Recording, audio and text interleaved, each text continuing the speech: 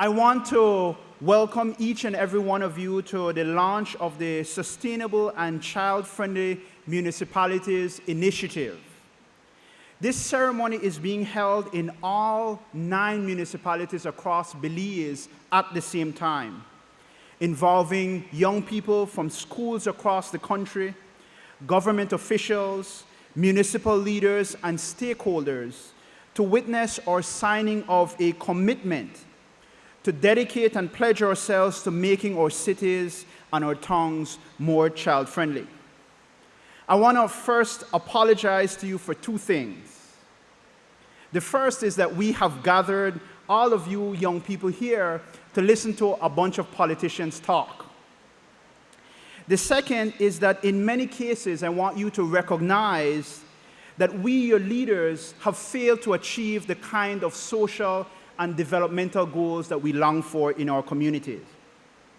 We have failed to build the kind of society that each of you young people can be proud of, the kind of society that you feel supports your growth and development, a society that is safe, that listens to you, that values your contributions to national life, and that encourages each and every one of you, the young people of our nation, to reach your highest levels of personal fulfillment. So why are we here? We are here gathered together for you, to come with you to say that we support you, to encourage you, and to recommit ourselves to building a society that we can all be proud to call our home. Today we gather to sign a commitment, and we must ask ourselves, is it of value for us to come together to say that we care about you? Do we, as your politicians, have the credibility to say that we value you? Do we deserve your time and your trust? I have my own views on these issues, but I will say that for as many times as we need to do it, we must come together on occasions like these to recommit ourselves to working towards a more just society. Not for you, our young people, but for us, so that we, the leaders in our society, we get it, so that we understand that our main role is to facilitate your advancement, that we listen to you, that we work hand in hand with you to put in place structures and systems that help you to blossom into all that you could be. There is a reason that oaths and declarations are made in public. It is not only for the public. It is so that people in the community hold the ones making the oaths and declarations accountable. So whether today is of any great significance is not for today. You, the young people of our society, you must hold us accountable. You must hold us to the task at hand so that posterity will remember that what we do today is of meaning in each and every one of your lives. That we tried our best to make our city and our town a better place to live in for everyone, including and especially our young people. So I want to thank each and every one of you for attending this morning. I welcome you to this morning's ceremony. I hope that you enjoy, that you learn, that you share, that you contribute, and you continue to give all your efforts to the growing of our society and to the achieving of the goals set out by this initiative, which helps all of us, and most especially our young people. Ladies and gentlemen, thank you. I'm happy to be among you today to launch 2 of very important initiatives, or interlink initiatives. The first one is the Child-Friendly Municipality, and we have the launch of what's named the Rapid Assessment of the Local Government Capacities in Belize. What happened is that in 2014, in June 2014, the government of Belize and the United Nations systems had a commitment to support strengthening the local government capacities in Belize. And the first step to be able to do that was to establish the current status of the institutional capacities within the local government institutions. And this will help as a baseline to know that if our local governments will be able to do the final push towards the Millennium Development Goal, which we will see what will happen in 2015, but this will also be the first step towards helping our communities attain the Sustainable Development Goals too, which will be launched in 2015. And the report that there is a copy of here, the Rapid Assessment Report. This report will inform capacity building needs required to develop and implement a decentralized public policies, which are critical to the success of the Municipal Seal Initiative. This assessment was implemented in all 9 municipalities. It collected information in a pre-selected number of dimensions. One is on the legal framework, the second one on the local policies, the third on the services, the fourth on the transparency and accountability, and the fifth on the citizen participation. After assessing the institutional capacities of the local governments, the report had provided inputs and recommendations to support integrated institutional capacity strengthening strategies and initiatives. And there was a report that's named the Human Development Report. This report has been always published every year from UNDP since 1990. And this report measures what's named Human Development Index. And the report in 2014, the theme was sustaining progress, reducing vulnerabilities, and building resilience. Yeah, if we want a world that addresses vulnerabilities and build resilience to future shocks, this requires universal access to social services, especially health and education. This requires a stronger social protection, including commitment to full employment and unemployment funds and pensions. This requires also that we ensure that we have responsive and fair institutions, and we work together towards increased social cohesion for building community-level resilience. The key success factor of this rapid assessment and initiative, I think, or key success factors are that the process is nationally owned, is nationally led, is implemented by, the assessment was implemented by technical people, but the implementation of the initiative is designed by the people. It had adopted an integrated approach, and it was inclusive during planning and will be inclusive during implementation, as have been well highlighted by the mayor.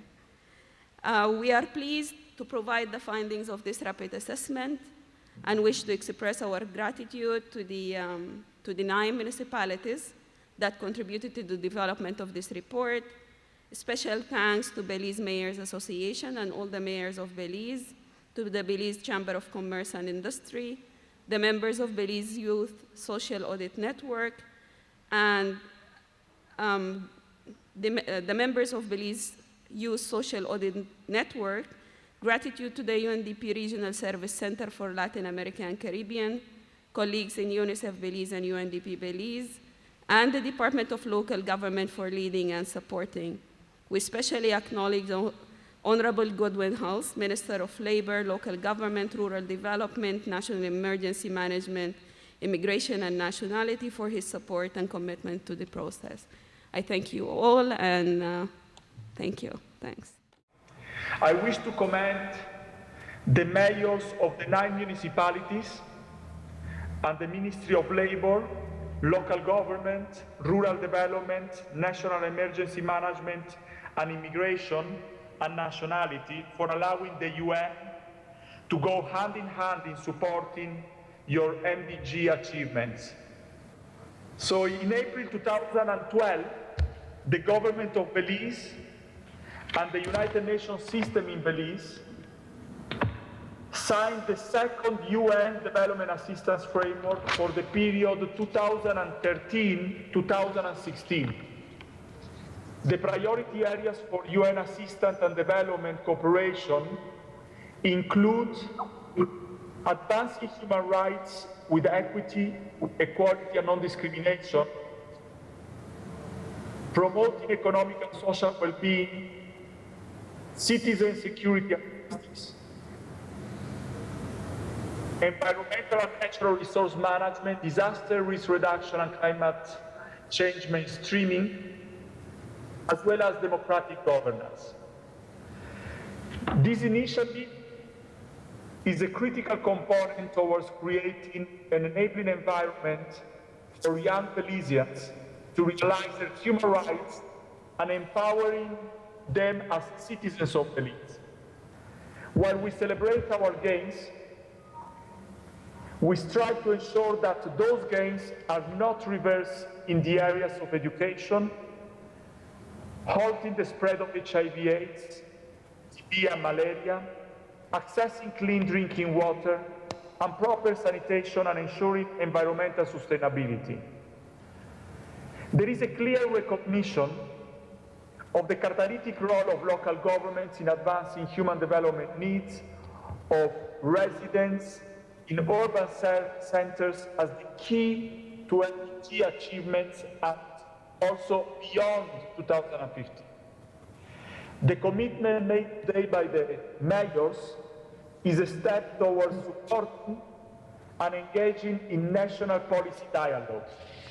UNDP has the main responsibility on behalf of the UN system to promote the MDGs in terms of the tracking of the MDGs, and UNICEF supports the improvement of the lives of children by recognizing and realizing their rights.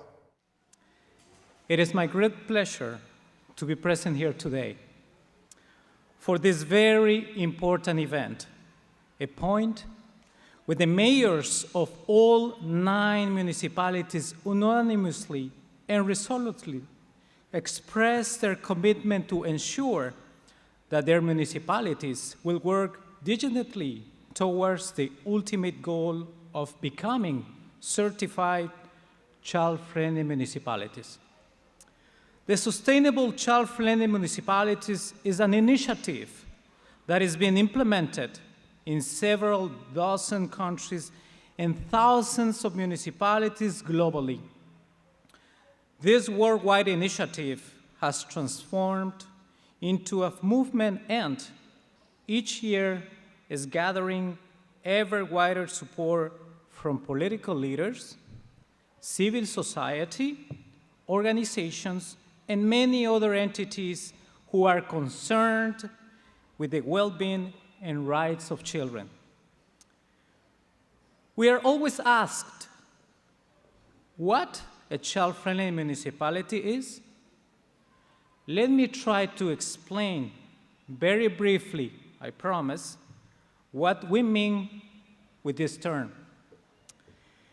A child-friendly municipality is one where children are free and able to express their opinion on the type of city they want to live in.